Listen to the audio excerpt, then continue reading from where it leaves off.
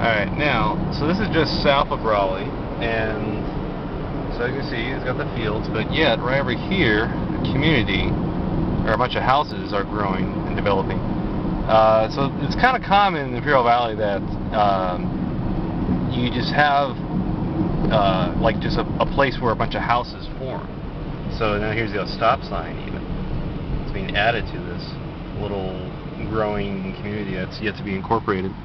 But what happens is that basically, you have enough rich people, nice rich houses, expensive houses, and so we're at the corner of Orchard and Nemura, and then up here we got Edwards.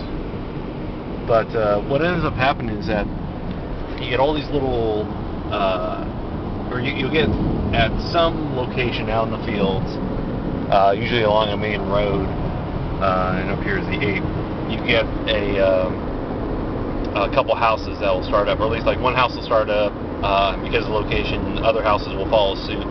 The farmer will sell the land, and basically wealthier people will start building homes. So back there you can see what look like kind of like a mansion type house, real nice spread out home. And there's a couple others like that in the little area. Well, for whatever reason, other homes build up around it, and just the size and the quality of the homes, and probably the caliber of the resident changes. But as a result, all these homes build up in one little area, and next thing you know, it's like, hey, it's a little community you're driving through. All the thing that's lacking are like stores. So it's very interesting that you'd have that develop. But anywhere, it will grow up and pop up anywhere. This is like Holtville's main access to Interstate 8. This whole little off-ramp complex. So conceivably, I'm just kind of surprised it hasn't been done, but Holtville could grow south, incorporating that one little neighborhood that's developing, and just buy up the farmland, and as a result, you just start slowly shifting Holtville from the north down south, and you have it sit on top of the 8.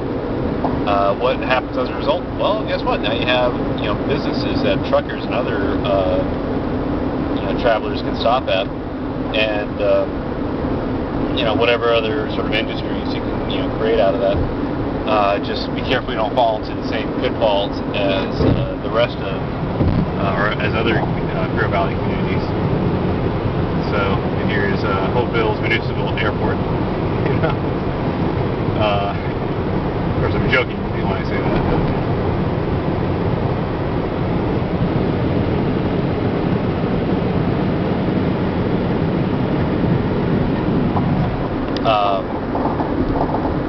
So for growth for Raleigh, that's what I can see is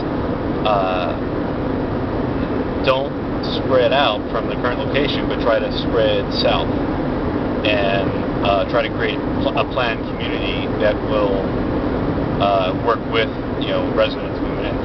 But the thing is that could also spur a housing boom, or a housing you're going to turn over land to build new houses.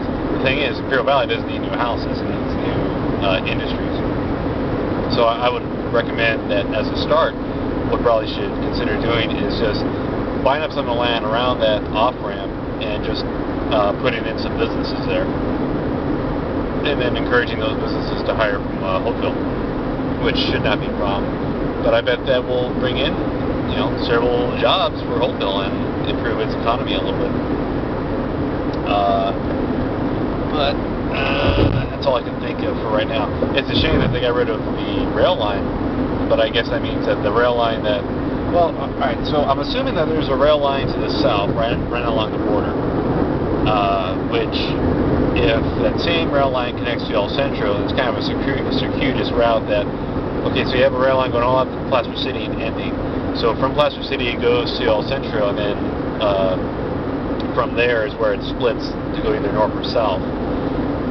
So now it's a question of, does it go south? And because I think it does go south to connect to Mexico, and then there's And I think there's that rail line that goes from Calexico east to Yuma.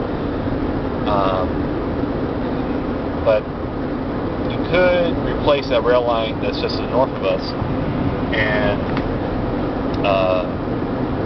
extend from Placer City out west towards San Diego.